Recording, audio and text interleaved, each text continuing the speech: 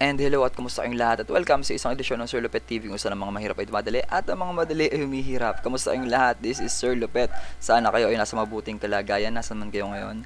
Ngayon ay pag-uusapan natin ang mga paraan kung paano nga ba maukuha ang slope ng isang straight line. In particular, using the graph of the given line. So, sabi dito, we can find the slope of a line given the 2 points on the line, equation of the line, and the graph of the line. So, itong first one ay meron na po tayong video tutorial about this. So, lagi ko na lang po yung link sa description about this. Nasa playlist po natin siya ng Mathematics 8. And then, equation of the line, ganun din po ito. Yung video po kung saan kino-convert natin, tina-transform natin from standard form to slope-intercept form and vice versa. Doon po pinapakita na rin po natin kung paano kunin yung slope by getting the slope and the y-intercept. Okay, now for today, kunin naman natin yung slope ng line using yung graph niya, no? Yung graph of the line. Syempre, ito nasa left side natin. So ito yung mga example ng graph ng line. So dito I have prepared 4 na straight line, okay? So nag-improve na tayo, may ulo na, no? May arrowhead na tayo, okay? Wherein dapat meron naman talagang arrowhead 'yan. And then dito yung formula ng ating slope is m is equal to rise over run. Ayan, huwag natin kakalimutan yan. Okay, so we're going to apply that. So as a review, yung rise niya could be positive, could be negative, and then yung run niya could be positive or negative din. Depende sa direction kung saan papunta yung ating straight line. Okay? Now, yung M1 po ay nagko-correspond doon sa slope ng ating itong line. Yung pangalan niya, siya si 1. Okay? And then si 2 naman, M2, corresponding naman yan dito sa line 2 natin. Ito naman si 3, corresponding dito sa M3. And then itong 4 ay corresponding dito. So we're going to get the slope. And then kung pwede siyang makakuha in simplest form, gagawin din natin yon. Okay? So let us begin. Simulan natin kay M1. Okay? So mapapansin niyo dito, ito yung mga graph niya nandito sa left side, no? So, focus tayo dito. Mapapansin nyo po dito, given ito yung graph ng ating 1, no? So, we're going to use this marker, no? Ito yung marker natin. Gaano kahalaga itong marker na to? So, we will use this marker to indicate kung nasaan ba yung point na kung saan exact, no? Sakto niyang na-intersect yung particular point. Okay? So, mapapansin natin, if this is the midpoint, ito yung gitna kunwari ng line natin. Kung didiretso pa natin to, wala diyang sakto, wala rin dito, and then dito meron. Okay. So with that, kuha na tayo doon, lagyan natin ng marker yon, baka mawala pa. Okay. Dito yon. Okay. Next. Pababa naman, hanapin natin yung susunod, meron dito. Wala. And then sa part na to, dito meron. Okay. So, ngayong na-locate na natin yung dalawang point na yan, okay, so we're going to draw a line. Okay. Siyempre para makita naman natin, para ma-count natin, no. So unahin natin yung rise. Okay. So yung rise niya, if we're going to begin, pwede naman dito, pwedeng magsimula pa akyat or pababa, no. So and that will be indicated naman sa magiging final sign ng ating slope, whether it's positive or negative. Okay. So burahin ko muna 'to. Yan. So pakita natin yung dalawang paraan. Kung paakyat ako magbibilang, so from here, 1, 2, 3, and 4. Okay? 4. So 4. With that, pwede ko nang lagyan ng rise na 4. Okay? 4 ang ating rise. And then, divided by, ano ang ating run?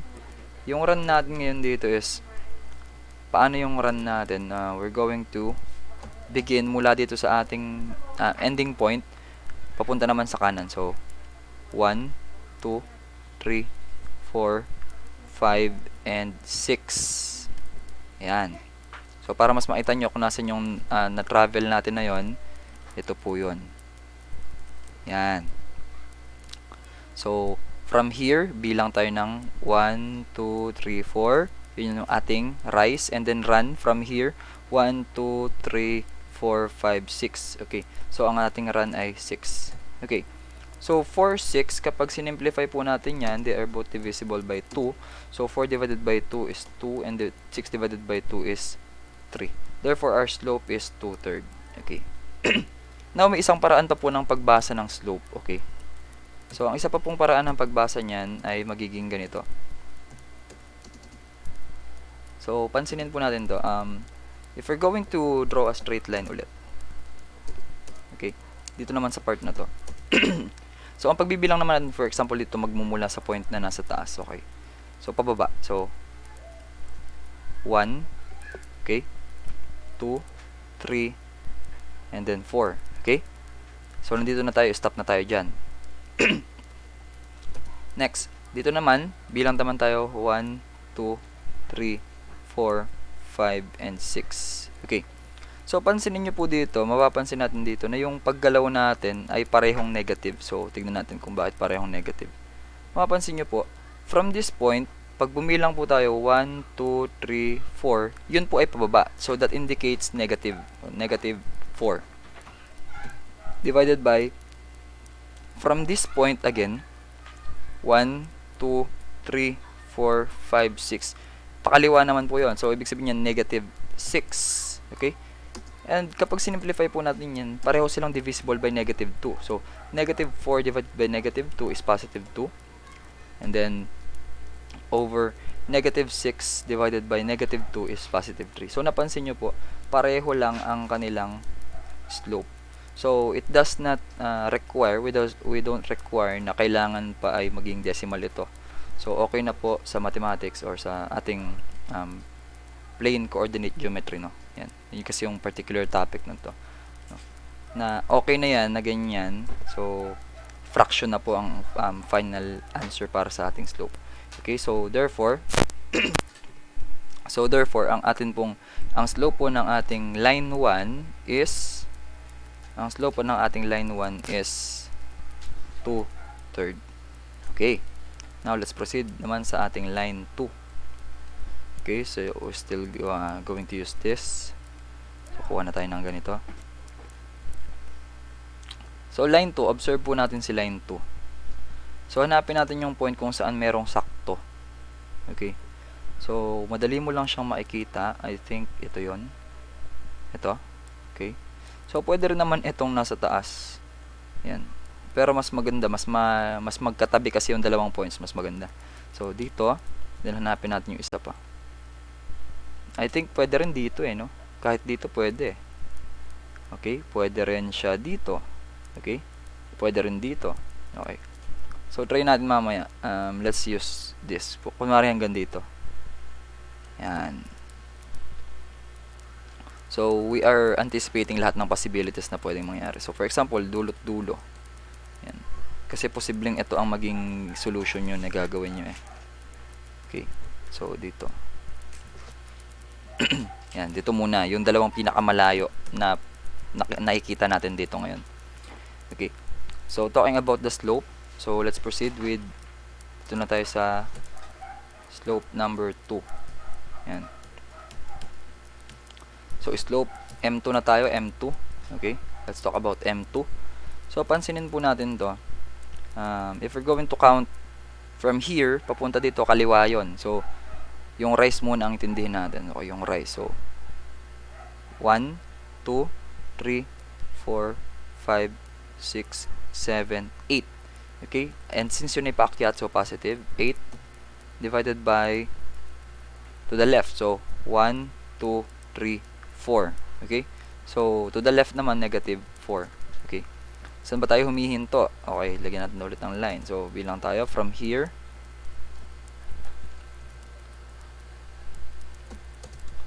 So, from here, bilang tayo 1, 2, 3, 4, 5, 6, 7, and 8. And then, pakaliwa, 1, 2, 3, 4. Yan. And then, lagyan ulit ng highlight para makita nyo kung nasan yan. Ito po yan. Yan. So, yun yung na-travel natin, no? So, 8 units paakyat and then 4 units pakaliwa. That is 8 divided by negative 4.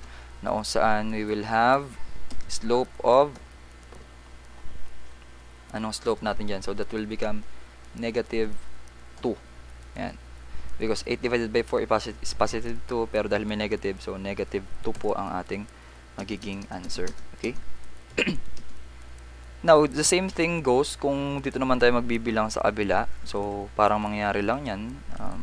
Bilang tayo to the left. Ito yon. Yan. Okay, ito naman, magiging papunta naman siya dito sa kabila. Yan. So, if I'm going to count downward, so, from here, 1, 2, 3, 4, 5, 6, 7, 8. 8 pa din yon. So, that's negative 8 dahil pababa. Divided by, pakanan naman to from here, from this point, no? 1, 2, 3, 4. Positive 4. Still, ang sagot pa rin natin ay negative 2. Okay? So, mapapansin nyo, para lang siyang simplest form. Kasi po, ito talaga yung simplest form niya. Makikita natin dito pa lang sa graph, no? So, if I'm going to put this marker, papunta naman dito sa mas malapit, no? Ito. Dito, at saka dito. Ayan. So, dito pa lang makikita na natin yung slope niya talaga, no? Kaya sinasabi ko kanina na dapat magkalapit lang. Kung hanggat maaari, kung pwede, magkalapit lang sila. Kasi dito, makukuha mo na agad yung simplest form o yung lowest term niya. Saan po yan? So, from here, bilang tayo pababa, and then bilang din pa kanan. Okay. And then, lagyan natin ng highlight para makita nyo nasan yun. So, ito yung point na yun. Ayan, o. Diba? So, dito, madali mo lang ma-identify na ang kanyang slope will be from here, bilang ka ng isang unit pakaliwa, that will be negative 1. And then, ito naman, bilang ka naman ng slope ng units paakyat dalawa. So, that is positive 2. So, para makuha natin yung simplest form niya, na kung saan magiging negative 2 lang din naman yung sagot natin. So, from here, dito, bilang tayo ng dalawa, 1, 2. O, that, meron na tayong negative 2 doon para sa ating rise. Okay? Divided by yung run niya naman, from here, 1 unit lang yun. So, negative 2 divided by 1 is negative 2. So, same lang ang kanilang slope, no? Yan. Take note, yung formula po natin ay, huwag nyo kakalimutan, rise over run po yan. Okay? Kapag ang rise natin ay pababa, that indicates negative. So, yung negative po, nag-i-indicate yan na pababa. Or, it's either pababa or pakaliwa. Okay? So, nasolve na natin ang ating second slope, which is negative 2. Now, let's proceed with ating susunod na slope, yung slope 3. Take note, rise over run po tayo. Rise over run. Huwag nyo pong kakalimutan yan. Okay. Next, dito. So, let's use the same marker ulit. So, sabi ko nga last time, yung slope, ito yung nagdidikta kung gaano ka tarik, no? Kung gaano ka steep ang isang line. Okay. So, dito hanapin natin sa inyong marker na pinakamalapit kung saan merong nag-intersect. So, napansin nyo po dito. Yan, dito sa point na to. And then, I think dito, sa point na to, pwede rin yan, dito. Yan, dyan. Okay. So, nag-intersect sila at this point. Tsaka doon. Okay. So, madali lang naman ma-identify, no? So, basta nasaktuhan niya lang yung intersection ng ating grid, no? So, wag nyo pong kukunin dito, for example, wag dyan. Kunin nyo po yung sa eksaktong, eto, tulad nito. Okay? So, let's begin. Paano aalamin ang slope? So, rise over run. So, bilang lang tayo ng pababa dahil from here, or pwede rin paakyat, for example, mula dito. So, 1, 2, 3, and 4. Okay? And then, pakanan is 1. Okay? So, with that, meron na tayong idea ngayon na itong ating ginagawa ay mayroong positive na slope. Okay? So, meron tayong positive na slope because sa tree natin, from here bilang tayo 1, 2, 3, and 4. So, ang rise natin ay 4. Divided by ang ating run ay pakanan. 1 unit lang. So, 4 divided by 1 is equal to 4. Diba? 4 lang siya. Next. Kung tayo naman ay dito magsisimula, so we will have 1, 2, 3, 4. That will be negative 4. Okay? And at the same time, from here, mula sa point na to, bibilang din naman tayo ng pakaliwa ng isang unit. So, that indicates negative 1.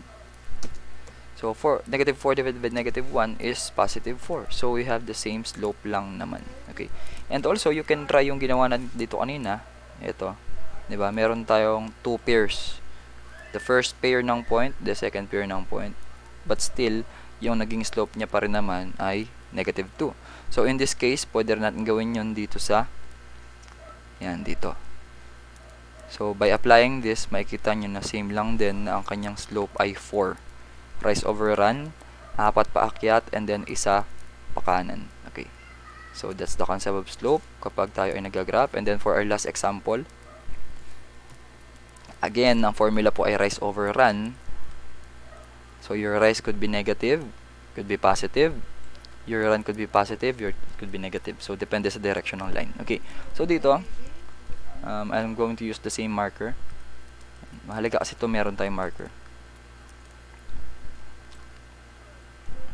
So, dito mapapansin nyo, meron siya dito sa point na ito. And then, sa point din na ito. Yan. So, by just observing, malalaman mo na ang ating rise ay, so, bilang tayo, ilang unit paakyat? So, 1. Okay? So, positive 1 divided by, so, from here, sa point na to, and pakaliwa, 1, 2, 3. We have negative 3. So, 1 divided by negative 3 is negative 1/3, no? Negative 1/3. Yan. So, ito ang ating slope. So, negative 1 divided by 3 is negative 1/3. So, hindi nyo na po kailangan gawing decimal ang ating slope. Okay? So, let's try the other way around. From here naman tayo. Bilang tayo pababa. Isang unit para makapunta doon. So, negative 1. Okay? Divided by, yung run niya naman is from here, dito, bilang tayo 1, 2, 3. So, positive 3. So, obviously, we'll get the same answer. Negative 1/3. Yan. So, negative 1/3 pa rin po ang ating slope. Yan. At ayan po, nakita na natin yung 4 na slope ng 4 na line na given. Okay? So, I hope kayo po ay naliwanagan kung paano alamin ang slope ng straight line given ang kanyang graph. Yan. So, observe lang natin siya. And then, just plug the points, no? Or plug the rise and run sa ating formula. And then, simplify the answer, reduce to lowest term. At ayan na po ang ating makukuhang mga slope. And again, this is Sir Lupet na lagi nagsasabi na pwede ka mag-subscribe. Pwede mo rin itong i-share sa mga classmate mo na nag-aaral ngayon about linear equations in 2 variables, in particular, determining the slope given the graph. Okay. Maraming salamat. This is Sir Lupet na nagsasabi na sa bawat problema merong solusyon. Dapat tayo ang maging solusyon para iwas konsumisyon. Maraming salamat. Ingat nasan ka man. God bless you and thank you.